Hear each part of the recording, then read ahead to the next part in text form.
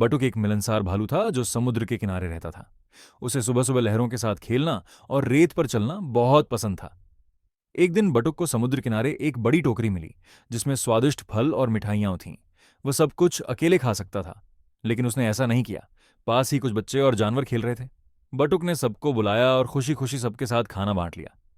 सब हंसने लगे और समुद्र किनारा खुशियों से भर गया। साझा करने से बटुक का दिल और भी खुश हो गया। उसे समझ आया कि बांटने से दोस्ती बढ़ती है और आनंद दोगुना होता है। नैतिक, जो बांटता है वही सच्ची खुशी पाता है।